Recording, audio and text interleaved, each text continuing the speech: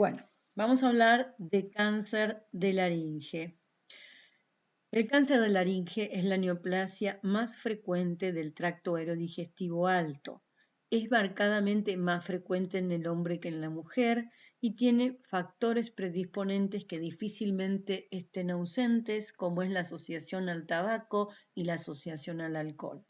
Las distintas disposiciones de los colectores primarios linfáticos hace que el pronóstico sea distinto en las distintas estructuras de la laringe.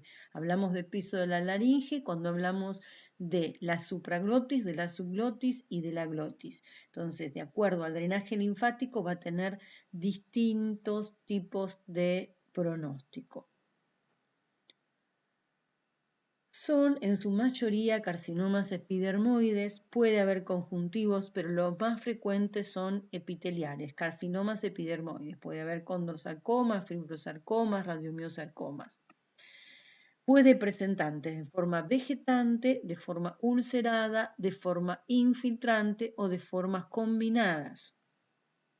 Entonces, tenemos las tres tipos de pisos. En la supraglotis la colección linfática es circular, en la glotis el espacio, generalmente el espacio de Reinke, que es el espacio submucoso, y en la subglotis el drenaje es vertical hacia el tórax, o sea, hacia la tráquea o hacia el mediastino. ¿Cuáles son los factores predisponentes? Ya lo dijimos al principio, es el tabaco y el alcohol son los factores predisponentes más importantes. Después puede haber la exposición a los trabajadores de la madera, la exposición al asbesto, la papilomatosis laringea asociada al HPV, las exposiciones a las radiaciones y las queratosis laringeas, que vendrían a ser todas las displasias laringeas. ¿Cuál es el síntoma preponderante de acuerdo a la estructura? El piso supraglótico está asociado generalmente a la disfagia. El piso glótico está asociado generalmente a la disfonía y el piso subglótico está generalmente asociado a la disnea. Vamos al diagnóstico. El diagnóstico del cáncer de laringe se hace por la clínica, la sintomatología asociada que puede ser o preponderantemente disfonía o preponderantemente disfagia o odinofagia o preponderantemente disnea. El subglótico es el menos frecuente y es el que la disnea generalmente es una sintomatología tardía. Una vez que tenemos la clínica, los antecedentes predisponentes, el antecedente de cuándo aparece la lesión, de cuándo aparecen los síntomas, se hace la evaluación otorrinolaringológica por medio de laringoscopía, que esta puede ser directa o indirecta. Cuando observamos la lesión sospechosa sugestiva de una neoplasia, se hace una biopsia y se manda anatomía patológica que nos va a confirmar el diagnóstico. Esto se asocia a las imágenes de tomografía computada en primera instancia, signo resonancia magnética nuclear, la tomografía con contraste para ver si hay resalto de las neoplasias, para buscar saber si hay adenomegalias, el laboratorio para ver el estado general del paciente y puede asociarse a radiografías de tórax, sobre todo para pensar en las subglóticas o para ver si hay metástasis pulmonares. Es muy difícil que metastatice el cáncer laringio y el tránsito faringoesofágico, sobre todo en las supraglóticas, para ver si hay compromiso del tránsito digestivo o cuando sospechamos que hay un compromiso posterior hacia el esófago. Bueno, estos son elementos, herramientas de uso para hacer las microcirugías de laringe, son laringoscopios rígidos y endoscopios, por los cuales se pueden usar para hacer las biopsias o las exéresis de lesiones pequeñas. La clasificación es la de la TNM, con una particularidad en cuanto a si se fija o no se fija la cuerda vocal. Tenemos un carcinoma in situ cuando no atraviesa la membrana basal. El T1 está localizado en una única región de la laringe, con cuerda vocal móvil, y el T2 a dos regiones de la laringe, pero con cuerda vocal móvil, mientras que el T3, la laringe, las cuerdas vocales está fija, una o las dos fijas, y el T4 es cuando ya sobrepasan los límites de la laringe. El N0 es sin adenomegalias, el N1, N2 y N3 va a depender del tamaño, de la homolateralidad en cuanto al tamaño de la adenomegalia, y el N3 es más de 6 y es homolateral, o sea, cuando tenemos ganglios bilaterales ya pasa a ser un N3. La metástasis habitualmente no es muy metastizante a distancia y es M0 sin metástasis, M1 con metástasis a distancia. Ahora vamos a hablar de cada una de las estructuras, o sea, de cada uno de los pisos. Empezamos por el piso glótico. Lo que tenemos que tomar como puntos importantes es el borde libre de la cuerda vocal, si está comprometido, la red linfática primaria, que en profundidad va al espacio de Reinke en el espacio glótico, que tiene un poco drenaje linfático hacia el cuello, y la importancia de un síntoma precoz que persiste en el tiempo, una disfonía que se instala y no modifica, hacernos sospechar de que podemos tener un cáncer glótico. Es el 60% de los tumores laringeos, o sea, dentro de la laringe lo más común es que sea un glótico. La edad máxima la comparte con el resto de los otros pisos, es entre la quinta y la sexta década, entre los 50 y los 60 la edad de aparición. Es preponderantemente el masculino con respecto al femenino, de 9 a 1, y los factores etiopatogénicos del glótico, sobre todo es el tabaco y las lesiones precancerosas de las cuerdas, como son las displasias leves, moderadas o severas, sobre todo la severa, como lesión premaligna para estudiar y biopsiar. La anatomía patológica, el 95% son carcinomas epidermoides que pueden presentarse tanto vegetante ulcerada como úlcero-vegetante.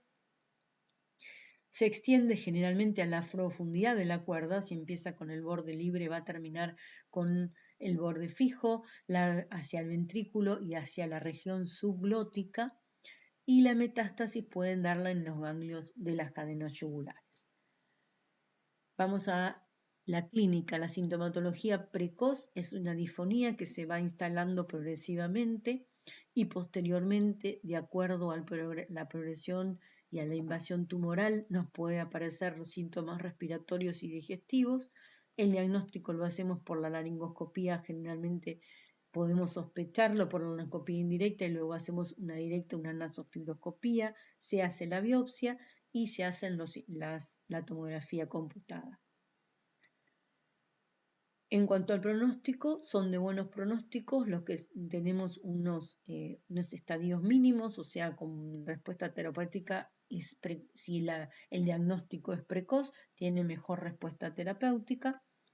Y el tratamiento puede ser tanto cirugía, radioterapia, quimioterapia, dependiendo del estadio. Cuando tenemos el T1 con cuerda, o sea, los T1 que es con cuerda móvil y que está localizado a una cuerda, se puede hacer radioterapia y tiene buena respuesta. Si está en estadios avanzados, está con indicación de la laringectomía total, y la laringectomía total ha tenido remisión total, sin recidivas. Eso tiene que ver también con qué intención terapéutica tenemos y qué es lo que quiere el paciente, porque la laringectomía total es una mutilación, le sacamos un órgano, después tiene que hacer rehabilitaciones para poder comunicarse, así que hay que tomar en cuenta siempre lo que el paciente decide de acuerdo a la información que le brindamos. Esto, bueno, es una imagen de una microcirugía de laringe. Acá tenemos una lesión bicordal en una ulcerada, una de las cuerdas está ulcerada. Acá es una lesión en la comisura anterior vegetante. Acá tenemos una lesión vegetante unicordal. Para nosotros saber si está la cuerda fija, tenemos que hacer que el paciente fone. Si el paciente no mueve la cuerda, entonces ya tenemos que saber que es un T3. Pasa de un T1 a un T3. Vamos a los supraglóticos. Bueno, la importancia es que está en contacto generalmente con los cartílagos, que en la red linfática submucosa es mucho más rica y que generalmente es circular y generalmente por esto tiene una buena colectora linfática que genera adenomegalias cervicales. y que tiene una función ficteriana activa y pasiva que tiene que ver con la protección deglutoria. Acá tenemos una imagen de la laringe, donde tenemos la epiglotis, donde tenemos los aritenoides. La lesión supraglótica es la que toma la esfera por sobre las cuerdas vocales, tanto en las bandas ventriculares como los repliegues aritenoepiglóticos, como los aritenoides y la epiglotis. Acá tenemos una lesión que compromete las bandas, es vegetante y bilateral. Vamos a la frecuencia, es un 35%, quiere decir que tenemos un 60 para el glótico, un 35 para el supraglótico y un 5 para el subglótico. El grupo etario es el mismo, 50-60 años, con una preponderancia masculina del 9 a 1 y con los factores etiopatogénicos entre el alcohol y el tabaco, la supraglótica está más asociada al alcohol. Para que se acuerden, las lesiones faríngeas están más asociadas a lesiones, aparte del alcohol, al mal estado dentario, y las laringeas al alcohol y al tabaco. El alcohol sobre todo las supraglóticas, el tabaco más a las glóticas y a las subglóticas. El 95%, igual que en la glótica, son carcinomas epidermoides y la forma de presentación es tanto vegetante como ulcerada como úlcero vegetante. Se extiende generalmente al espacio preglótico o a los cartílagos tiroides o a la comisura anterior y da metástasis ganglionares. La sintomatología es el paciente puede presentar o consultar por una sensación de cuerpo extraño, por una voz sórdida que no es una difonía y por adenopatías cervicales. Generalmente también puede presentarse con trastornos deglutorios, para los líquidos o para los sólidos o por odinoifagia. El diagnóstico se hace, como todas las estructuras laringeas, por laringoscopía, directa e indirecta, nasofibroscopía, biopsia. La toma de la biopsia de la región supraglótica es mucho más sencilla que la de la glótica, porque la glótica es mucho más reflexógena. El paciente le da tos o la sensación de ahogo, entonces es más difícil de hacer una buena toma, sobre todo si la lesión es pequeña. Entonces en la glótica muchas veces está indicado al paciente dormirlo y hacerle la biopsia por laringoscopía, por microcirugía de laringe. En cambio, la supraglótica es mucho más accesible, sobre todo si es epiglótica. Entonces se hace la biopsia y se demanda anatomía patológica. El estadio va a depender de la forma macroscópica, sobre todo si es vegetante tiene mejor pronóstico que son infiltrantes, y del estadio en el momento que hacemos el diagnóstico. La batería terapéutica es exactamente la misma que para el glótico, la cirugía, la radioterapia y la quimioterapia, y que va a depender del estadio en el que hacemos el diagnóstico, de que si ha tenido terapéuticas previas, sobre todo si ha tenido radioterapia o quimioterapia, y de la intención terapéutica que presentamos. Bueno, esta es una imagen de la laringe, donde ya la hemos visto antes, la epiglotis, los aritenoides, los repliegues epiglóticos. Esto es para ver en cuáles podemos hacer un abordaje endoscópico, en la parcial, subtotal o total. Generalmente podemos hacer un abordaje endoscópico en las imágenes vegetantes y pequeñas, en un T1 o un T2, no en los T3 ni en las infiltrantes. La metástasis se puede hacer un vaciamiento ganglionar radical o funcional. Y en la cirugía, la cirugía endoscópica está indicada T1, T2 vegetante, y si no, está contraindicado en los tumores infiltrantes. Esto es como más avanzado. La cirugía parcial está indicada en el T1 y T2 de cualquier tipo. O sea, las cirugías pueden ser totales o parciales. El problema que tenemos con los parciales es que generalmente trae trastornos funcionales, así que hay que ver bien qué es lo que queremos ofrecerle al paciente. Acá, la cirugía subtotal, cirugía total en T3 y T4, vamos al cáncer subglótico. Son muy poco frecuentes, tiene síntomas tardíos, o sea, el síntoma inicial aparece cuando ya está muy avanzado, porque el debut generalmente es con disnea por compromiso de la luz de la vía aérea. La red linfática drena hacia el tórax o hacia en realidad hacia el mediastino o la tráquea y tiene mal pronóstico. Como habíamos dicho antes, el 5% de los tumores laringeos, la edad sigue siendo la misma entre la quinta y la sexta década, 9-1 en cuanto masculino la preponderancia, y está asociada también al tabaco. El 95%, como el resto de las neoplasias laringeas, es un carcinoma epidermoide. La forma de presentación puede ser tanto vegetante como ulcerada y se extiende generalmente o hacia abajo a la tráquea o hacia superior a las cuerdas vocales, fijándolas y cambiando la estadificación. Las metástasis son generalmente a las cadenas mediastínicas. Tenemos los mismos medios terapéuticos, que también la elección va a depender del estadio y de la intención terapéutica. Acá tenemos una imagen de la lesión subglótica. Acá vemos los anillos traqueales. Y antes de dar la conclusión, vamos a ver la clínica, que generalmente el paciente puede consultar por una tos irritativa y posteriormente aparecer la disnea, y si compromete las cuerdas vocales, aparecer la disfonía.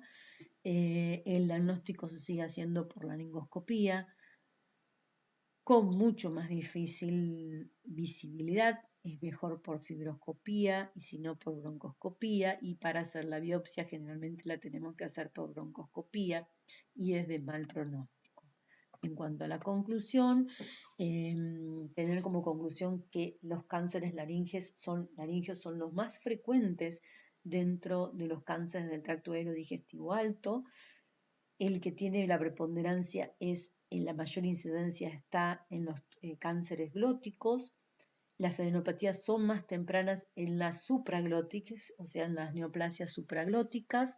Una disfonía con características orgánicas, o sea, en cuanto a la clasificación, si tiene una disfonía con lesión estructural, es sospechosa de un tumor laríngeo, sobre todo si no varía y si está instalada, tiene indicación de ser biopsiada. Hay que hacer una correcta estadificación porque eso es lo que nos va a plantear la conducta terapéutica, y siempre tener en cuenta que lo que tratamos es un paciente con un tumor. Bueno, hemos terminado.